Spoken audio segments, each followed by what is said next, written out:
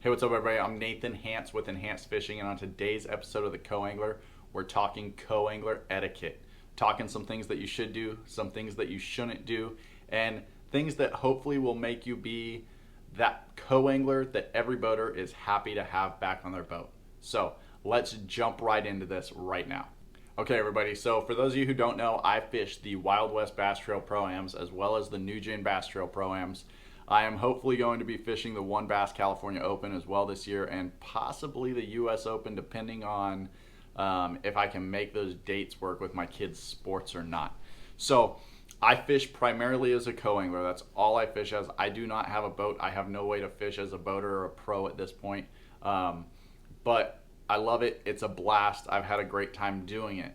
So these are just kind of a list of things that I've come up with in no particular order that are ways to keep your boater or your pro happy, keep them happy to have you back. I've been invited back on several different boats. I've been invited back to practice with guys. And I think that's because of the way I carry myself and some of these rules that I follow. So the first thing that we're going to talk about on the list here is time.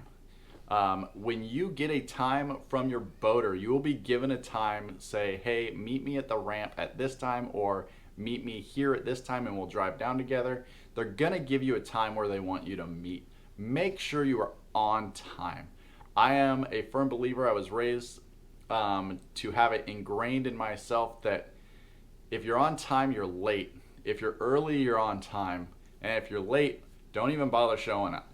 And I kind of follow that rule. I will be excessively early everywhere I get. I have no problem sitting in my car and waiting for my boater to show up, because I would hate to be showing up right when they told me to, or be showing up late. So I'm always early. Guys, respect these people's time. They want to get their boat in the water. They want to get everything situated and be ready for the day. So they're giving you that time on purpose. So make sure you're there on time, or even better yet, be there early. The next thing on my list is be prepared. And this is just an in general, be prepared for everything. When I say be prepared, I'm saying have your life jacket, have your fishing license, have your own water, have some snacks or lunch or whatever it is you might want to bring. Know what the weather's like. If it's going to be raining, have your rain gear. Don't expect that the pro's going to have rain gear for you, because it ain't going to happen. And guess what? If you get soaking wet in the rain, they're not going to stop fishing and take you to the dock because you didn't bring rain gear. So be prepared, have that stuff ready. All right, everybody, this next one on the list might be the biggest argued item on the list, and it's gas money. I've seen arguments on Facebook, different fishing forums, different YouTube videos, in the comments, things like that. What should you give for gas money? Should a co-angler give gas money? What's their responsibility? So I'm going to tell you guys what I do. I'm not going to say that this is what you have to do, because that's your choice and how you want to build the relationship. I always give my pros gas money. I will give them about $60, sometimes more, depending on what we're doing. It doesn't matter if we just run 5 minutes from the dock and fish all day. These guys have spent time on the water practicing. They paid to tow their boat up there, which I understand that I paid to drive up there, but I wasn't towing a boat. It didn't cost me more in gas because of that. So $60 to my pro is, I feel, the least I can do, and it's something that helps them out, helps them kind of offset their costs and all the work that they've been doing. And hopefully they're putting us on fish. But guess what? Even if we're not on fish, they still get gas money. I try to give my gas money at the beginning of every day. There are times that I have forgot, and I'll give it at the end of the day. And I'll be 100% honest, there are times where I completely forgot, and I've had to go find the pro later and completely apologize because I felt like a jerk afterward. But that's what I do for gas money. So you guys decide what you're going to do. You decide how much you think you need to give them. But that's what I do. I'm not going to have an argument whether or not I should or shouldn't, but that's what I feel that I'm going to give, and help me build that relationship with that pro and be that guy that they're willing to invite back and have back on the boat. All right, everybody, moving on from gas money, and we're going to talk about netting fish. So this is something that as a co-angler you might not think about. You might think, oh yeah, I'm going to net their fish. Be a good net man. Be the best net man. I'll tell you right now, I've had several pros that I fish with be like, man, you're Johnny on the spot with that net. And I am. If I see them hook up, I get that net and I try to be prepared. I do not want them to miss out on a fish because I was lollygagging and I wasn't ready with the net. So be a good net man. Part of that is talk to your pro at the beginning of the day. Ask them, hey, how do you want me to net the fish? Some pros want you to put the net in the water, they'll bring the fish to the net and then you scoop it as it gets close. Other ones will say, hey, keep it out of the water. As soon as it gets close, dip it and scoop it. Just talk to them. There's several different ways to net fish. Talk to them and see what they like. Some guys don't have a preference. They'll say, we'll just figure it out. We'll get them in the net. But I always recommend talk to those guys, see what they would like, see how they want you to do it if they have a specific way. And if they do, do it that way. It's a great experience and it's a great way to learn new ways to do things. But be a good net man. Be there for them. They're going to be there for you. I've had great pros who I've put plenty of their fish in the net for them, and they've come back and they put my fish in the net as well. So just be there, build that relationship, always be a good net man. So the next two items on the list are respect and casting, and we're going to kind of clump these together and we're going to talk about them both together. So first off, respect the boat, respect the boater. Don't step on their seats. Don't use spike it or some kind of dye in their boat, especially not without their permission. Don't be smoking cigarettes or doing things like that. Don't be eating messy food in the back of their boat that's going to make a mess of their carpet. Have respect for their boat. If you're launching somewhere where your feet get muddy, rinse your shoes off in the water before you get them all over the carpet. Kind of find those ways to do that. Be respectful of their boat. Don't step on their gunnel. Some guys really don't like that. Some guys are totally fine with it. But you need to have respect for their boat. I look at it as, like, again, I don't have a boat, but if I had a boat, how would I want my boat treated? How would I want it treated if someone was coming onto my boat? Would I want them just doing whatever they wanted? No, I want them to respect my boat because I can't wait to have a boat, and I know it's going to be my baby when I do have it. So respect that boat, respect the boater. In regards to the respecting the boater, guys, talk to them about things. We just talked about it, netting, giving them gas money, being prepared, being on time. Those are all ways that you can respect your boater. But the next thing that we're talking about is casting, and respecting your boater and casting go hand in hand together. So some of my tournaments that I fish are shared weight format where you and whatever pro you draw for the day are essentially on a team. It's your best 5 fish together. And some of the tournaments that I fish are pros versus pros and co's versus co's, and you each catch your own 5 fish.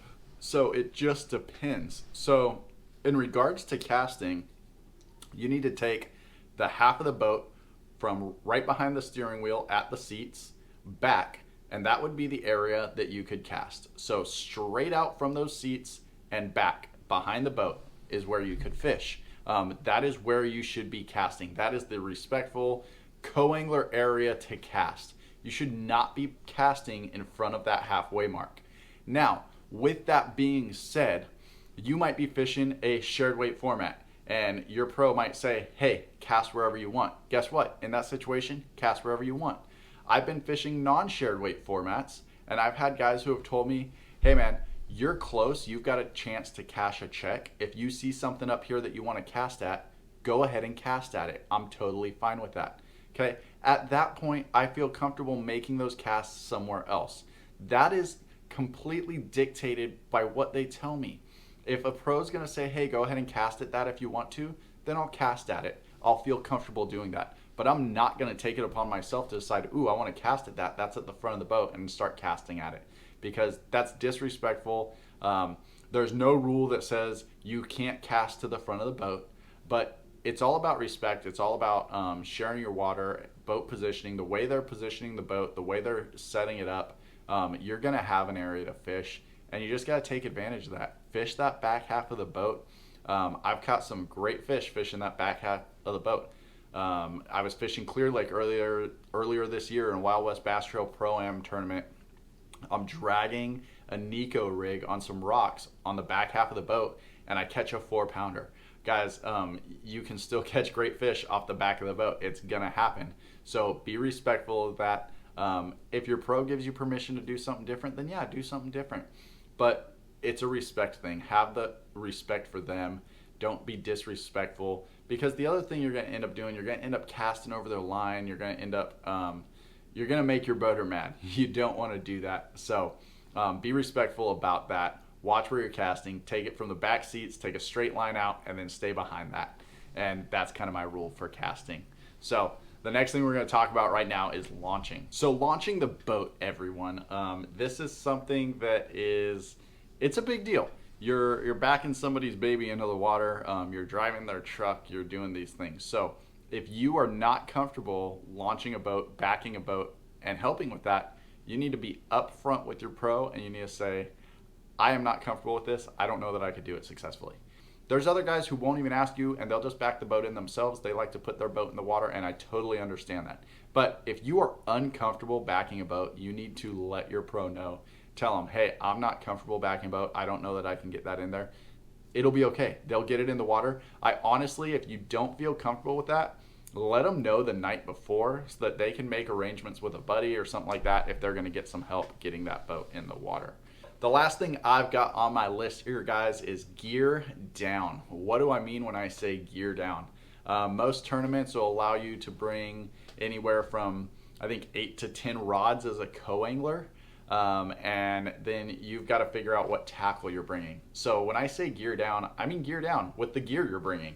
Obviously, you got to bring a life jacket. You're going to have to bring some tackle, and you're going to have to bring some rods. But just because the rules say you can bring 8 or 10 rods doesn't mean you need to bring 8 or 10 rods.